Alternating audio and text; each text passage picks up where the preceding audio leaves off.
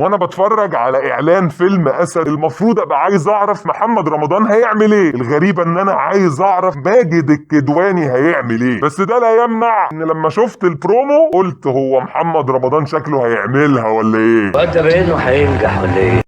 فيلم اسد بطولة محمد رمضان، ماجد الكدواني، رزان جمال، علي قاسم، اسلام مبارك. الفيلم اخراج محمد دياب وتأليف محمد دياب وشيرين دياب وخالد دياب. الفيلم ده نزل له بس البرومو، يعني حتى يعتبر تيزر لسه مش الاعلان الرسمي. الفيلم المفروض انه هيتعرض في صيف 2026 لانه قبلها هيلف الاول على مهرجانات وبعدها ينزل في السينما المصرية او في السينما العربية في الصيف. قصة الفيلم اللي واضحة لحد دلوقتي بتحكي عن شخصية حقيقية اسمها علي ابن محمد الفارس. الشخص ده هو قاد ثورة اسمها ثورة العبيد استمرت لمدة 14 سنة، ده خلال فترة الحكم العباسي. يعني دي قصة حقيقية، لكن اللي اتقال ان هيبقى فيها برضو بعض الخيال، يعني في مثلا خط رومانسي، في حاجات بقى الكتاب هيضيفوها، حاجة كده زي فيلم كيرة والجن، كانت احداثه حقيقية بس في دراما جوه من خيال الكاتب. ودي تعتبر اول حاجة محمساني للفيلم، انه فيلم تاريخي. السينما المصرية قليل جدا لما هتلاقي فيها افلام تاريخية، يعني اعتقد لو انا ذاكرتي صح اخر فيلم تاريخي انا شفته هو فيلم كيرة والجن، ما نزلش حاجه بعد. دلوقتي فيلم اسد، قبلها بقى انا مش فاكر غير مثلا الناصر صلاح الدين، يعني حاجات قليله جدا. فكره انك تعمل فيلم تاريخي وبالذات الحقبه دي اللي هي الحكم العباسي، اعتقد دي ما تقدمتش كتير ان لم تكن ما تقدمتش اصلا في السينما المصريه، فدي حاجه انا عايز اشوف ايه اللي هيتقدم. ويمكن في الاول انا كنت مقلق، يعني قلت محمد رمضان في حاجه تاريخيه، هو حاول يروح للسكه دي في فيلم الكنز مثلا. بصراحه بالنسبه لي فيلم الكنز كان فيلم مش احسن حاجه، يمكن الاستفاده الوحيده اللي طلعنا منها ان محمد سعد اكتشف نفسه من اول وجديد وانه بيقدر يعمل تراج، لكن كمحمد رمضان كان مستواه عادي او اقل من العادي. لكن اللي يميز هنا فيلم اسد ان هو واخد تيمه الظالم والمظلوم، ده محمد رمضان بيحلبها وبينجح فيها قوي، ان هو برضو حد بيقود العبيد علشان يتحرروا، ففي حد ظالم اللي هو ماجد الكدواني وفي حد مظلوم، ويعني التيمه دي في حد ذاتها مختلفه تماما عن الكنز، ودي التيمه اللي الناس بتتقبلها من محمد رمضان. بس برضو خليني اقول ان لما الفيلم ينزل هنشوف اللي هي التيمه دي بس ولا في حاجات تانية جوه. طبعا تاني حاجه محمساني ان انا اتفرج على الفيلم هو ماجد الكدواني، بجد مشاهد او لقطات صغيره نظرات عينيه مرعبه، يعني هو باين انه بيعمل دور شر، وبشكل شخصي انا بحب ماجد الكدواني جدا في ادوار الشر. يعني اخر حاجه فاكرها له كان فيلم تراب الماس، كان عامل الشخصيه حلوه جدا، يعني كنت حاسس ان هو البطل وبيقدر يمثل ده كويس، ومن الهادي منتظر الدور بتاعه. ورغم ان انت طول البرومو انت ما سمعتلوش ولا جمله، بس هو خلاني احس ان هو شرير ومرعب ومفتري، فبرافو. اتمنى ان يطلع فعلا الدور ده حاجه مميزه في تاريخه وفي تاريخ السينما. وده هنا بقى يوديني للنقطه الثالثه اللي محمساني عن الفيلم، ان البرومو ما كانش فيه ولا كلمه. يعني اولا ده ادى سسبنس عالي جدا، انا قاعد بتفرج مش عارف ايه اللي بيحصل، انا مركز اكتر في رياكشنات الممثلين، في الاكشن السريع، وهم بصراحه عاملين قطات سريعه جدا. يعني رغم ان البرومو مثلا دقيقه و40 ثانيه تقريبا، بس انت تحس ان هو بيجري بسرعه، ما تحسش ان انت قعدت دقيقتين او اقل من دقيقتين بحاجه بسيطه. والمشاهد اللي محطوطه مشاهد حلوه جدا ومحمسه. حاجه تانية معرفش صناع العمل قصدينها ولا مش قصدينها، فكره انك تطلع البرومو ما فيهوش كلام خالص ماشيه مع فكره العبيد، ان العبيد معروف، او يعني لما كان وقتها بتتقال كلمه العبيد ان العبيد ده ما بيتكلم، فلو ده المعنى اللي هم قاصدينه ان البرومو يطلع صامت، دي بالنسبه لي فكره عبقريه. من الحاجات اللي محمساني جدا برضه اتفرج على الفيلم الثلاثي محمد دياب وشيرين دياب وخالد دياب. محمد دياب كمخرج هو مخرج شاطر جدا، وانا مش هقول علشان هو اخرج مون نايت تمام ده بالنسبه لي كان لطيف، بس انا هقول لانك لما ترجع في التاريخ بتاعه في الافلام المصريه، كان مثلا عامل فيلم اسمه 6 7 8 كان فيلم حلو جدا، وعمل برضه فيلم اسمه اشتباك والاخراج بتاعه كان حلو جدا. اعتقد ان هو كمخرج يقدر هنا يقدم حاجه مختلفه، وبصراحه ده كان باين في البروم، كادرات الاكشن كان متصور حلو، الحركه متصوره حلو، حتى الحاجات اللي فيها جرافيكس مش باين انها جرافيك او انها متصوره على كروما، فده حلو جدا. وبرضه بقى شيرين دياب وخالد دياب هم مع محمد دياب، الثلاثه دول عملوا حاجات كتير حلوه. يعني مثلا عملوا اشغال شقه، طبعا هتلاقي فيه اختلاف، يعني في اشغال شقه كان خالد دياب هو المخرج. عملوا مسلسل تحت الوصايه، فيلم عاملينه حلو جدا اللي هو طلق صناعي. انا فاهم ان هم اللي عملوه ملوش علاقه خالص بالاعمال التاريخيه، يعني هم اشتغلوا اعمال دراميه اجتماعيه او اعمال كوميدي، بس بما انهم عملوا لونين مختلفين عن بعض حلو، اعتقد لما هيعملوا فيلم تاريخي هيبقى فيه حاجه مميزه. وبرضه اقول ان ده بدري ان احنا نحكم، ده هيبان لما الفيلم ينزل. من الحاجات اللي مش هقول انها محمساني بس مخلياني عايز اتفرج على الفيلم، البطل محمد رمضان. بصراحه لما اتفرجت على البرومو فعلا اللي شدني اكتر ماجد الكدواني، انا عايز اشوف ايه الشخصيه اللي هو هيعملها، واضح انه عامل شخصيه مختلفه. محمد رمضان بحكم التيمه والظالم والمظلوم وفي رياكشناته انا ما حسيتش ان هو عامل شخصيه مختلفه، فايه ده ايه الشخصيه الجديده دي؟ لكن خليني اقول انه قد يكون الشخصيه مش باينه في البرومو، يمكن ده هيبان لما الفيلم ينزل، بس لا يمنع ان انا عندي كده حته فضول عايز اعرف محمد رمضان اللي عمل حاجات كتير سرسجيه وكلها شبه بعضها وبيتكلم كده، هنا بقى في حاجه تاريخي وحقبه قديمه وفي كمان اكيد مراجع تاريخيه رجعوا لها، هيمثل ده ازاي؟ هيتكلم ازاي؟ فدي حاجه عامله لي فضول. يعني اختيار محمد رمضان كويس، وبصراحه اختيار كل الناس على بعض كويس. يعني محمد رمضان ما اشتغلش مع ماجد الكدواني، دي ما اشتغلوش مع بعض، فممكن يطلعوا حاجه كويسه. وبما ان احنا جبنا سيره الممثلين، فالبطله برضو محمساني اللي هي رزان جمال او رزان جمال، لان بحس ان اغلب الاعمال اللي هي بتشتغل فيها اعمال قيمه. بالذات هتكلم عن عملين عملتهم في مصر، مسلسل ما وراء الطبيعه مع احمد امين وده كان حلو جدا وهي دورها كان حلو، وبرضو اشتغلت في فيلم كيرة والجن وده برضو فيلم كان حلو، وما اقدرش اقول ان هي دورها كان عادي، دورها برضو كان مميز. فوجودها هنا مديني حاله تفاؤل. وعموما